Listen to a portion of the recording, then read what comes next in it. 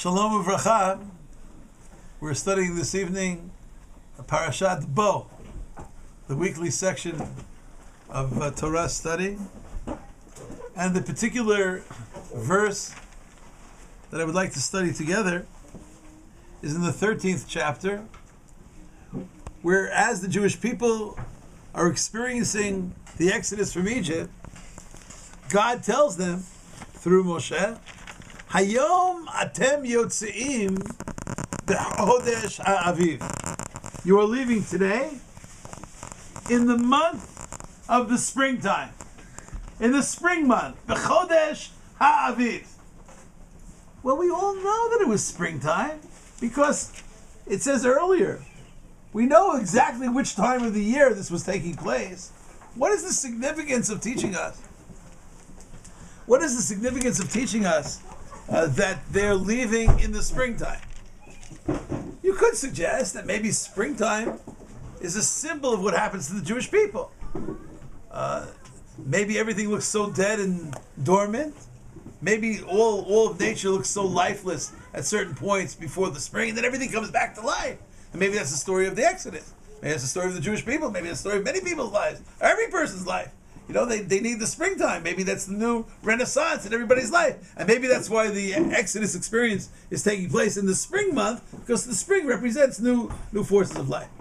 I'd like to share the teaching of the rabbis, as is quoted in Rashi and other commentaries on this verse. The rabbis say, the purpose of teaching us that they are leaving in the spring is there to perhaps teach each of us a greater level of appreciation of the kindness of God. The most comfortable time of the year to travel for most people is springtime.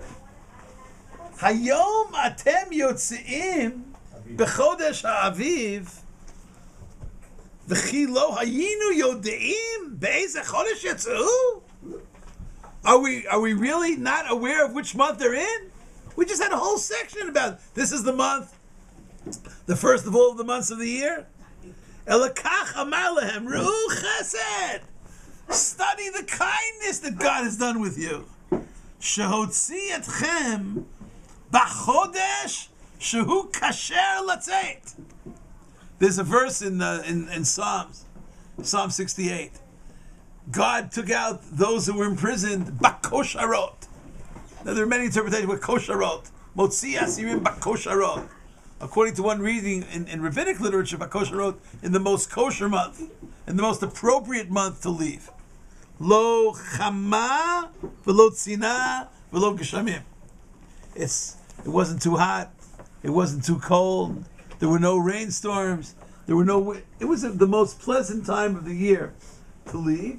And maybe, as we're aware of a recognition of God's kindness to us in taking us out of Egypt, we have to be aware of the extra levels of kindness that are incorporated into the general kindness of the Exodus experience.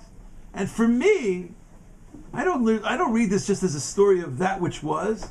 Okay, we have to thank God for taking us out in the springtime. That's why we're so insistent in the Jewish calendar. This particular year that we're studying, this year is a leap year, because some of the considerations are connected to the fact that Pesach always has to fall out in the spring. We have to relive the spring experience as we're celebrating Passover. It says that explicitly in the Torah, Shamar et chodesh ha'aviv v'asita Pesach. See to it that Pesach falls out in the spring. Maybe when it's springtime, so we feel what they felt. We're reliving that experience. But for me, it's a teaching of how to do kindness to people. For me, the fact that God takes them out in the springtime, let's say you would interview the millions of Jews in Egypt and say, okay, you can get out of Egypt, but you'll have to cover your heads because of the rain. You'll have to bundle up because of the cold. You'll have to sweat because of the heat. Well, I don't care. Just get me. I'm willing to go anywhere. I'm willing to travel anywhere. I'm suffering. God says, I'll take you out, but you'll have to rough it a bit. Surely they would appreciate. Surely it would be a great kindness of God. Maybe when you're doing a favor to someone, it's not enough just to do the minimum level of favor. Maybe you have to do the complete level of extension of kindness. Maybe every time you're taking someone out of their particular Egypt, take them out in the springtime-like fashion. You know, if you're involved, let's say, in feeding someone who unfortunately doesn't have food, so you can give them last Wednesday night's leftovers from the back of the freezer. You know, I mean, you can scrape together some food that nobody else wants to eat. You can give them that. Is that God's level of teaching us about kindness? Is that you know, somebody has no place to sleep, and they're sleeping, let's say, in the midrach, they're sleeping in the street. So you take them and you give them, I don't know, a broken mattress on the floor in the back of your house somewhere. You know, that's kind. That's kind. It's an extension of kindness. But that's not God's teaching here. Find them the most comfortable way to relax. Take them to the most comfortable conditions. Give them the kind of aviv. Give them the kind of springtime-like experience. You know, let's say you're driving someone home. It's very, very kind of you to drive them home, isn't it? You could drop them off at the corner, and then they'll walk half a block. You've driven them, 50 miles, and now it's not good. You're tired. It's late at night. You drop them off. Let them walk half a block. Kol ha-mitzvah, ein ha-mitzvah nikret ela al shem gomera. The mitzvah is considered proper if you complete the mitzvah. Yes, you have to go around. It's a one-way street. You have to go all the way around the block. You have to make a circle. You have to drop them off. But that's exactly what we're learning here. Lo chama v'lo tzina v'lo geshamim. To be aware of the particular needs, and to do it in a glorious way.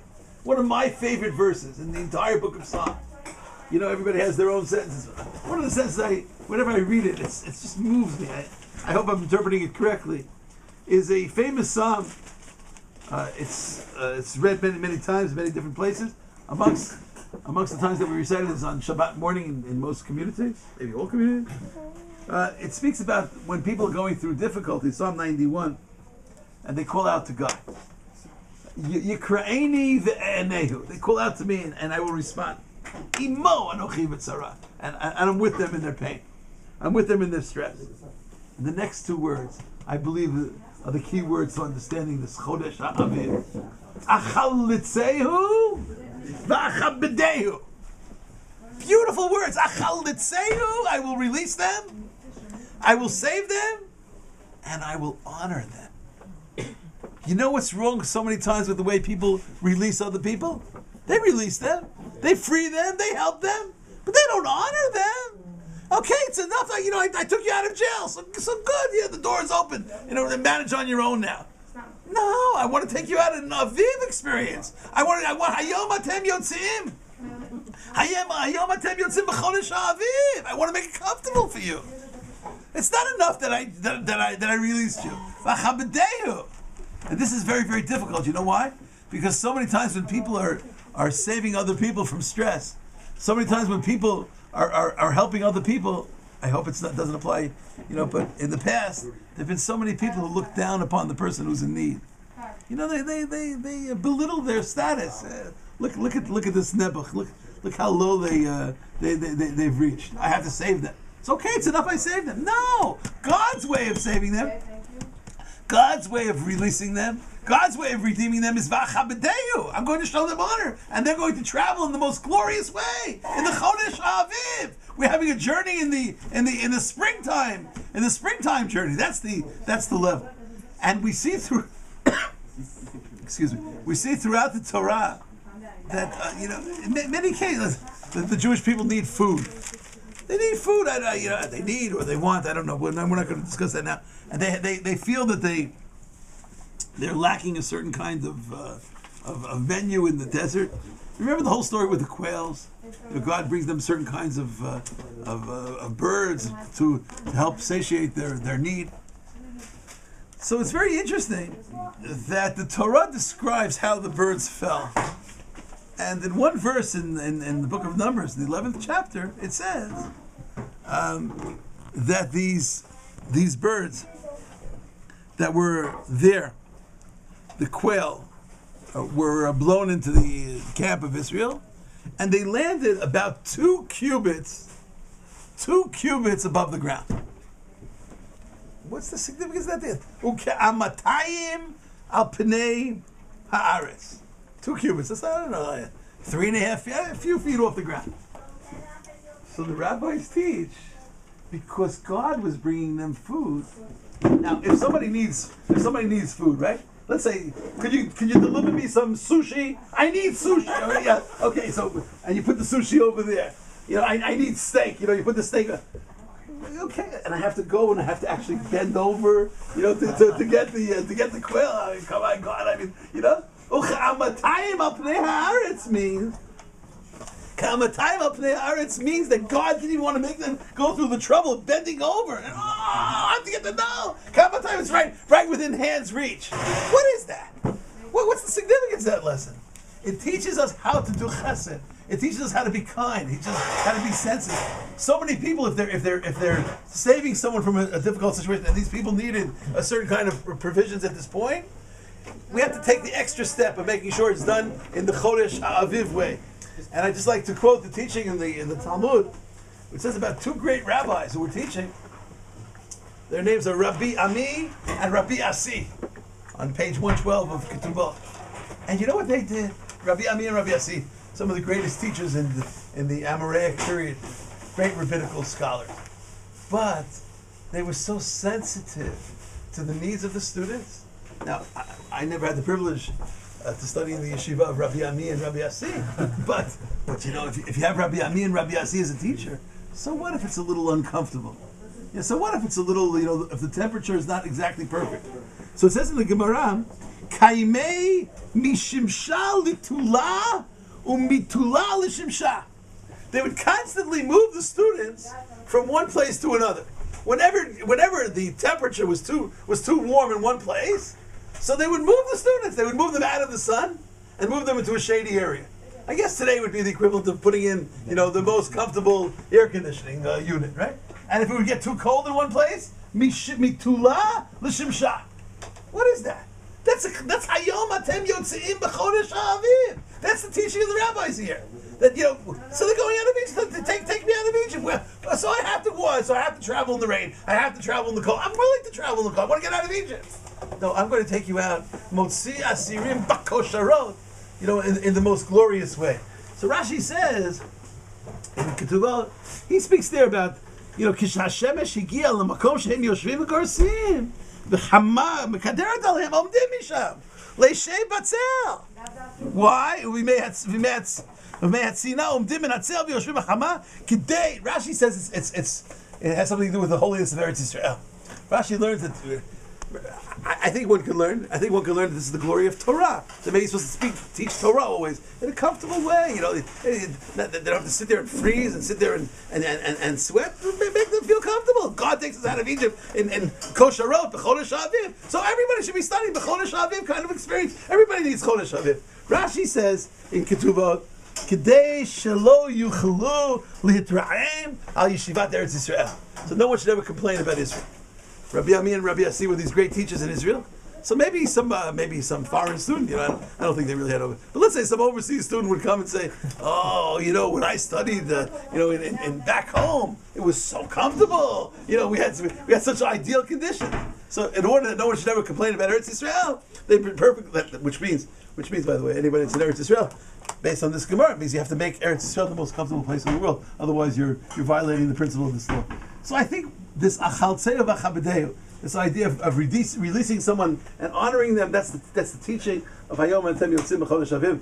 May HaKadosh Baruch Hu release and redeem the entire Jewish people from all of their troubles, from all of their suffering, from all of the vicissitudes that they've been involved in, and may God take them out B'chodesh Aviv in the most comfortable way possible, gloriously and sweetly, together with the redemption for the entire world. Amen.